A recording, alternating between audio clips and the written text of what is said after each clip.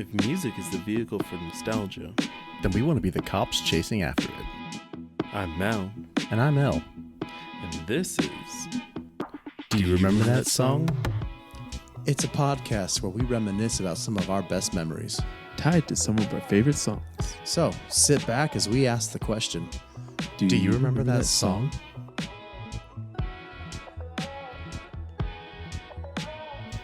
What's up, guys? And we're back with episode 12. 12? Yeah. Already? I had to look back at my notes. Yeah. Just in case. It's been 12 weeks.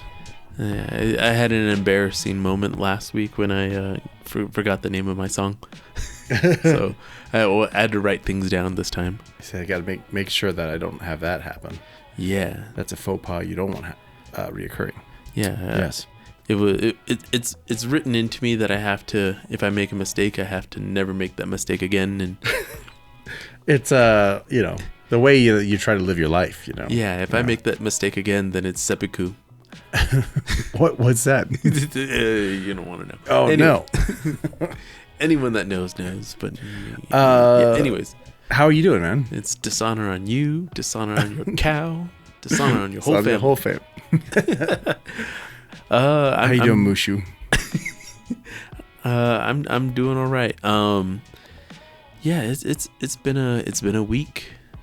It's been a week, and it's good. And you know what's gotten me through this week? What's that? Music. Ah, yes. Tying it all in. Yeah, Yeah, the bloodline. You gotta let the audience reach out a little bit and be like, oh, what's he talking about? And then reel him back in. Yeah. With the whole reason why we're here. Yeah. And the reason why we're here is to ask the question. And I'm not gonna wax philosophical like I did last time. I'm not gonna blow everyone out with my ramblings and wafflings. It's gonna be straight and to the point. Yeah. And the point is, do you remember that song Sleepyhead by Passion Pit?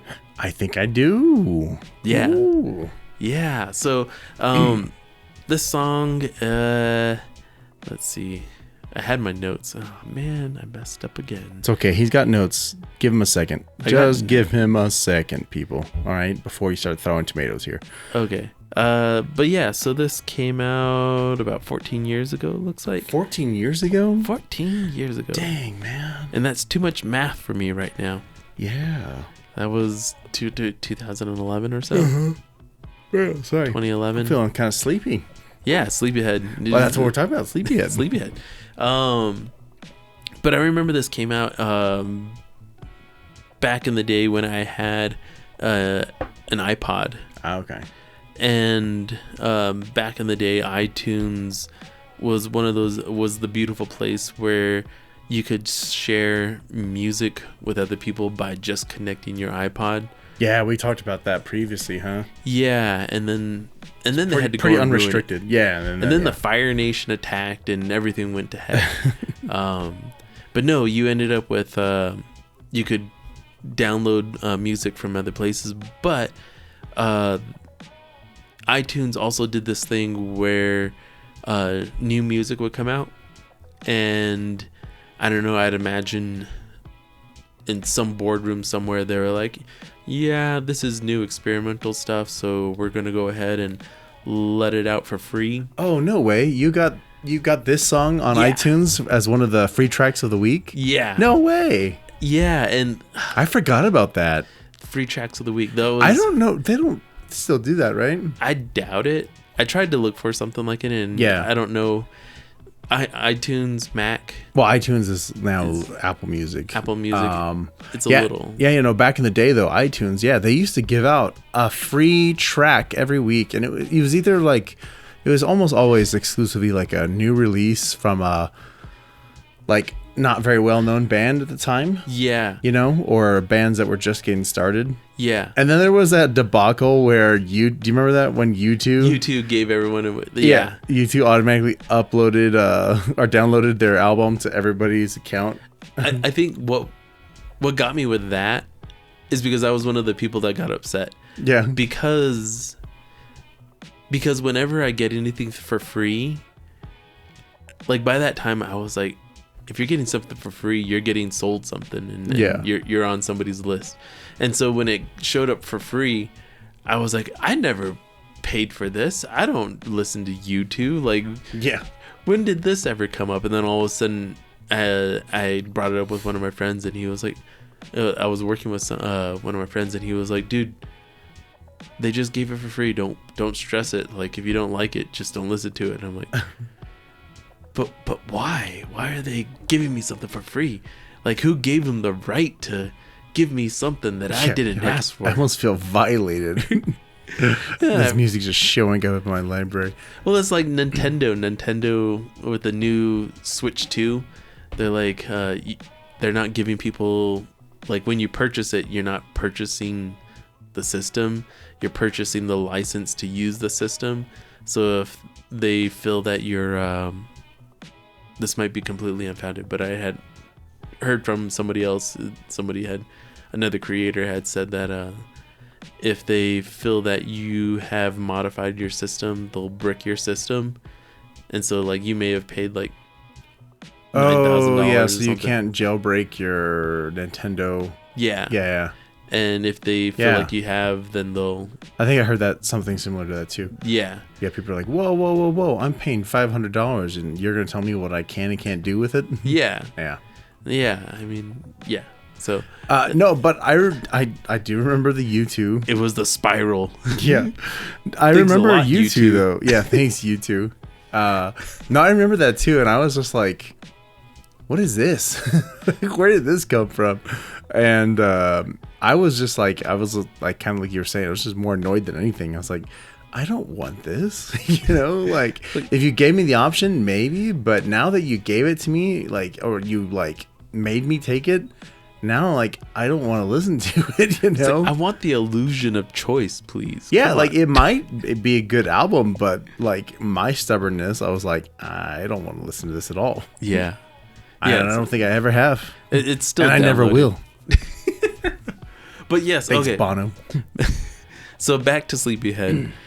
This was one of the songs that I got from the free iTunes. That's cool. Yeah. And I lost a lot of good music that I got through there. But this is one of those that I want to say once I had it and lost it. I went out and I like searched for it, and I could really only remember part of the lyrics. Oh, okay. So And you didn't remember all the information about it? Yeah, well, I mean, it's super simple, Sleepyhead. Yeah.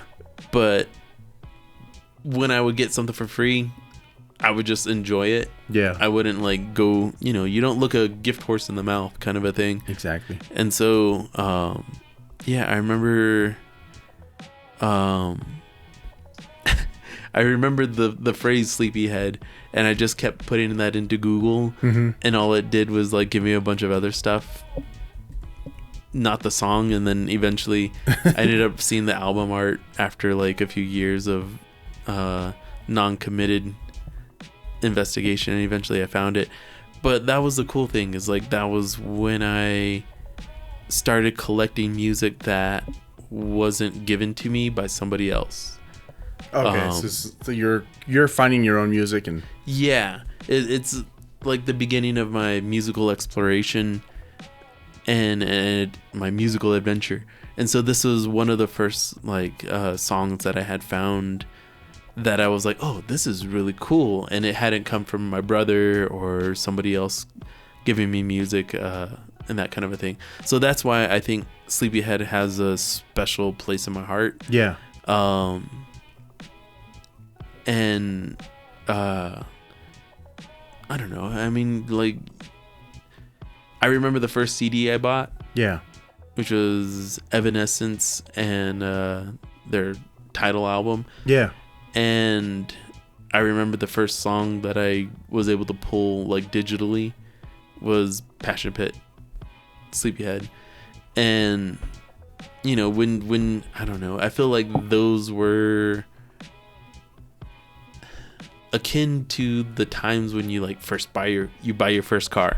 Oh, okay. Yeah. And I know it's like apples and oranges kind of a thing, Right. but like individually, like you remember the first time you bought your first pair of shoes, Yeah. like You remember the first time you went out and drove the car by yourself. Yeah, yeah. That kind of thing. Yeah, there's a sense of ownership that comes with it. Yeah, being grown like, up. Yeah, yeah. Individualism. It's like, hey, I did this. Yeah. And so I think that was a cool thing, and I remember listening to it a lot because around that time I was going to college. And I was going to college, and it was kind of during my time when I was learning to experiencing freedom. Yeah. And I kind of went a little crazy, as my mom will say, like you went a little crazy, and I was lucky that I barely passed my first semester of college. But at the same time, it was a developmental time. Yeah. Of like, oh man, like, yeah, I got all this freedom, but if I go overboard, I'm gonna lose what I got right here, and then it's gonna be very much, oh, you're an adult now. And that's kind of how I felt about like college. Is like it was a chance to slowly, gradually slide into adulthood versus like, oh, I go to college and then go immediately into the workforce. Right. And so yeah, that's what college got to be for me, and I feel like this was a lot of fun. The Sleepyhead was like the soundtrack to getting into maturing. And I think the one of the cooler things is that like it exposed me, unbeknownst to like even me, like just a few minutes ago when I was looking at the lyrics, I didn't realize that some of the lyrics are in Irish or Gaelic. Yeah, you were telling me about that. I never even noticed it. In the beginning, it doesn't even sound like... Yeah. Like, you wouldn't recognize it unless you knew the language. Yeah. And so I thought it was just like synthesizer or some, whoever, the guy who wrote it,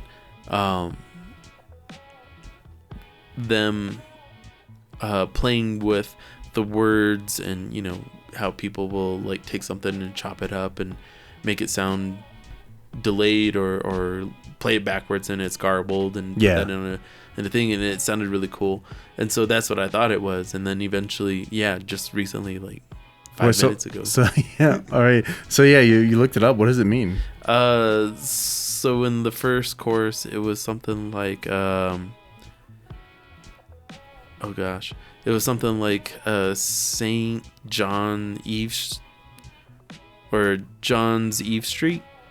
Let's see, Saint John Eve until the Saint John Eve of Saint John. Yeah, something like that. And then I won't come back. And I don't know. I feel like the song is a lot of kind of a love song, but I'm not sure. I feel like it's very open to interpretation. Yeah. It certainly like checks that box of like kind of like I don't know, like a mellow time. Yeah, I don't know how to explain it. It's got electronic, but it's not like fast electronic. Even though like it's kind of upbeat, you know what I mean? Yeah. It still feels like I mean, it's not like necessarily melancholy, but like there is this like, it takes from the notion of Sleepyhead. Like you're kind of like in and out of it, kind of like drowsy, kind of like how I'm feeling right now. Yeah. I don't know why I'm so sleepy today, but no, it kind of feels like, I don't know, it kind of feels like a rainy day, like. Yeah. I guess I always thought of it like as being in a morning song. It makes me want to jump out of bed and start my day slow and easy, Yeah. I don't know. It's a good song, and if you haven't heard it, you need to check it out. It's one of my favorites, and you gotta check it out. It's definitely worth it. Definitely worth the listen. It's gonna be on a Spotify playlist. Yeah. Check it out. Sleepyhead by Passion Pit. And actually, so this is one of the songs that I've been trying to collect, like, disc versions of music. And so this CD is one of the ones that I've been trying to collect. And man, I tell you, they're expensive. CDs that got expensive real quick. It's the digital footprint everyone's trying to get away from. Yeah, it's kind of funny, right? I feel like people are trying to collect music more in a physical form. Streaming, the convenience of streaming is like that. It's convenient, but at some point when you stop paying for a subscription, or it's just like some point when you're like, oh well, you know what, I don't need to pay $20 for a Spotify subscription. But that being said, check out our Spotify playlist. It's got all of our songs that we've done. No, Spotify's gonna kick us off. Spotify can be reasonable. I don't know. Yeah, they're cool. But check this out. If you haven't heard Sleepyhead by Passion Pit, check it out. It's on the playlist. And we'll be right back with another song.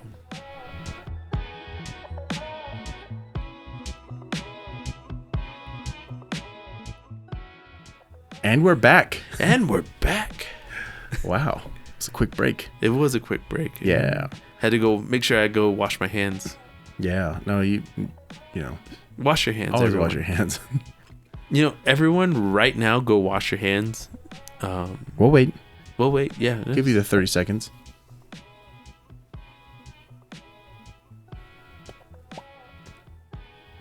So did you in that other? Oh yeah, no. It was good. Yeah, but so then they found the gold, and it was like, well, what are you gonna do with I mean, it's a treasure map. You just gotta. Yeah. So, beware of mimics, though. Okay. Yeah. Yeah. It's definitely not a mimic. And so, since you're back after that bathroom break, make sure you wash your hands. Did you use soap? Yes, please use soap. Sing the ABCs. That's what I've been telling my son. Yeah. ABCs. The ABCs. They'll save your life. I heard they changed the ABC song. Did they? Yeah. I don't. They're trying to make sure that you don't lump letters together. It's the LMNOP. Yeah. Yeah. And so they ended up changing. Do you know how they change it? Can you sing it, or do you still revert back to? I'm old school, so I can't do it. Just like like I can't suddenly go, oh yeah, after I don't know which letter, any of the letters. Yeah, I'd have to re-listen to it again. I did see a sing video. The whole song. Yeah, I saw a video of someone singing the new version. I was like, what in the world? D, F, G, H, I, J, K, L, M, N, O, P. I don't know how they do it, but yeah, it's a whole thing. I don't like it. Yeah, I'm like, we've got a lot of dead air. It's a lot of internal. I know. thinking. Yeah, sorry, people. You don't need to hear us thinking about how they sing the new. You know your ABCs. Yeah, if you know your ABCs, then you know that it's not LMNOP, but it's LMNOP. Oh, right. Those are all individual letters. But that's not the question we came here to ask. The question we came here to ask was, Mal, do you remember that song "A Day in the Life" by the Beatles? Yes. Yes, you do. I do. I think everyone probably knows this. I think most people know this song. Yeah. This was the ending track for the Beatles' 1967 album "Sgt. Pepper's Lonely Hearts Club Band." That's right. And this particular song is very famous for its orchestral arrangement, and the chaos that they create in the song. Yes. if you know what I'm talking about, there's a couple of crescendos in this song that kind of build, and it's interesting. I want to say that actually, I think it was maybe, I don't know if it was on that new documentary that they had this last year or a couple years ago. They talk about how they created it, and basically they just like, they had the full orchestra there, and they had everybody start on the same note. Yeah. And then they just like told them, okay, just not strums, but long stroke. Yeah, long strokes, and just slowly bring it up. And they're like, you don't all have to be in sync. You can do whatever notes you want to, but you're gonna slowly bring those notes up. Yeah. And everyone's just gonna keep going and going and going and going and going. And then they said, when we get to like, when we give you the signal, then everybody needs to find their way to which at the very end of the song, it ends very famously on the E major chord. Yeah. And it's like a boom, you know what I mean? Yeah. And the interesting thing I found about that was that that's also I believe they took that similar thing for the Mac. That's the startup sound. Yeah, the startup song for a Mac is like, dum. They took it kind of from that. Very plain, obviously, and simple, but it's effective. Yeah. But yeah, no, this is a really neat song. It talks about a little bit more of like abstract ideas, but also like pulls from like real life experiences that they were having. Yeah. Well, I feel like, as the Beatles began to move on through their music, it became more abstract, more psychedelic of a nature. And so, you had like Sgt. Pepper's Lonely Hearts Club Band, and they, as we all know, they eventually got into different religions and different ideas and mind expanding substances. And I feel like a day in the life, almost like they were trying to personify the chaos in a day of in everyday life. Because you read in the beginning, he's telling a story about a guy who had like a normal life, and then all of a sudden all this other stuff, like events happen to him, and then it like changes, and it's a scramble, chaos enters, and then it goes back to normal. And then and it's mirrored with the crescendos, with the climaxes within the music and everything. And so and then when it switches, I believe, to Paul's part, where he's describing waking up, getting out of bed, and dragged a comb across my head, and then it's that whole like process of like him getting up, doing the mundane. We all get up, we all put our pants on at the same time. Then as soon as you leave once you leave the front door, anything could happen. Somebody spoke and I went into a dream. It's like, well, what happens in your dreams? I don't know. Anything could happen in your dream. You could go into chaos and go into abstract meaning and everything. I think that people have like tried to I don't know. I think people have been like trying to figure out the meaning behind a lot of the Beatles songs, right? Like years and years, there's like full like college courses that are dedicated to deciphering what they meant. What was the meaning, but the theory, you know what I mean? Yeah.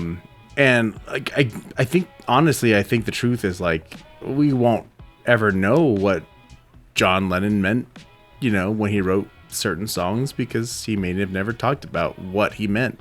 You know what I'm saying? And because you were saying, like, because they were on also such like mind altering drugs at the time too. You know what I mean? Like, I don't even know if they knew 100%. You know what I'm saying? Like, so like when we were talking about it earlier, like there's little bits in this song that kind of mirror, like, it's not exactly reality, but it's like loosely based off of their reality, right? Like we were talking in like that line about someone being in a car crash. You know what I mean? Yeah. It's like that was somebody. There was like an incident in their life that they knew, a friend of theirs, Tara Brown, that like died in a car crash. Yeah. And so it's like, I think like John Lennon was taking, bits of, his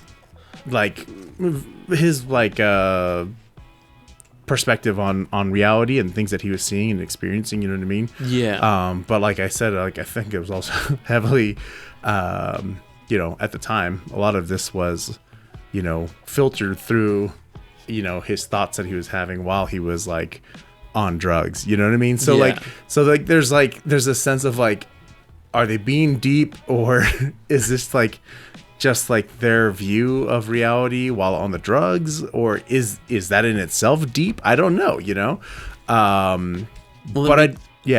Well, I mean, it always comes back to the whole thing that art is subjective.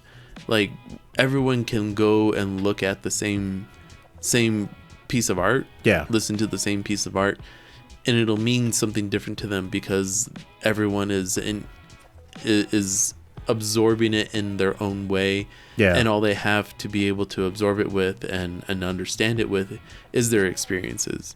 And so, like one person who has suffered loss, will look at it and be like, oh, it's about loss and everything. And then another person will be who's had a rough day at work is like, oh yeah, it's just about like getting up and like striving to work and getting through the day. That's what it's about. Yeah. And everyone's gonna see, I guess, yeah, what you're saying is like, it's just like artists take what might be average and ordinary, and they find a way, or they see it in a different way. Yeah. And they give us a view into what they're seeing.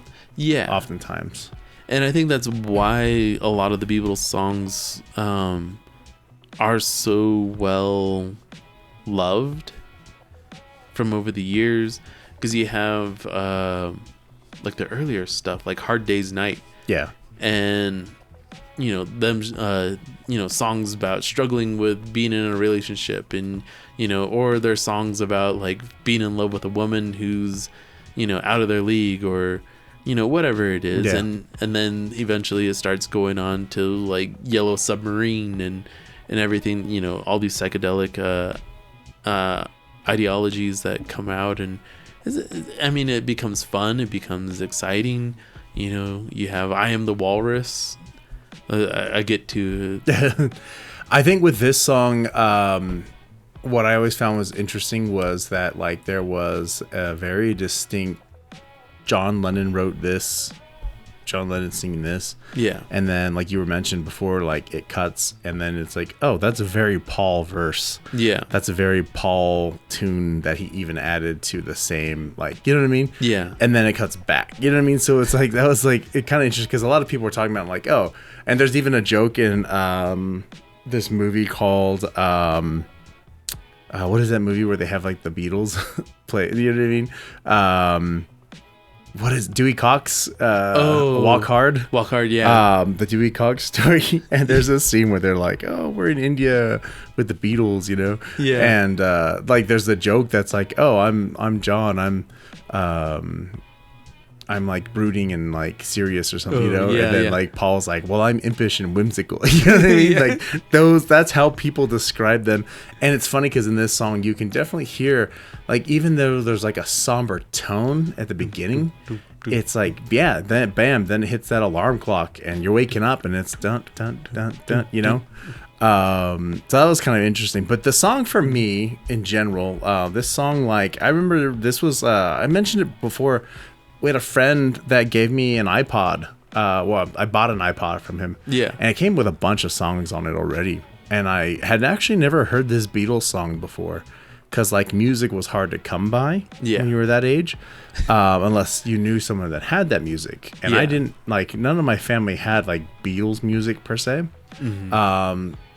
And so yeah, I was just kind of really getting into the Beatles, and I remember hearing this album or this song. I didn't have the whole album; it was just this song, and I was like, "Wow, this is kind of cool." Like Yeah. talking about like some like kind of crazy stuff. You know what I mean? It's just kind of a sad, somber tone. You know, talking about someone like. He blew his mind out in the car. It's like, whoa, what? This guy, it's like, whoa.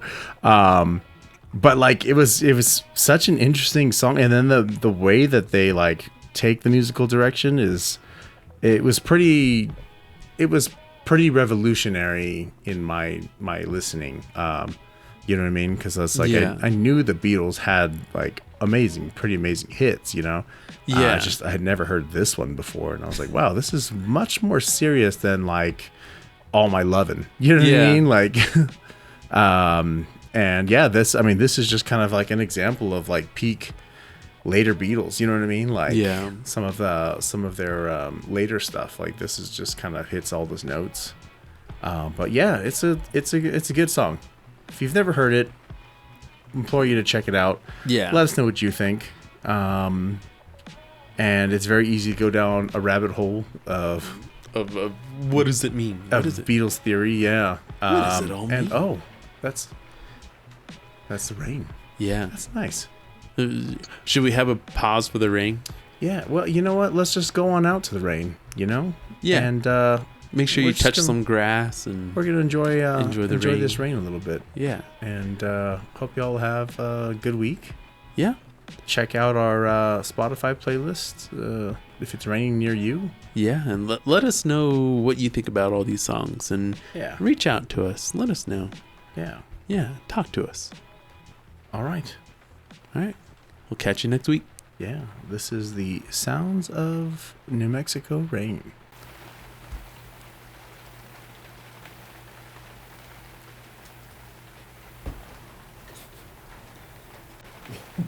We're gonna end like that.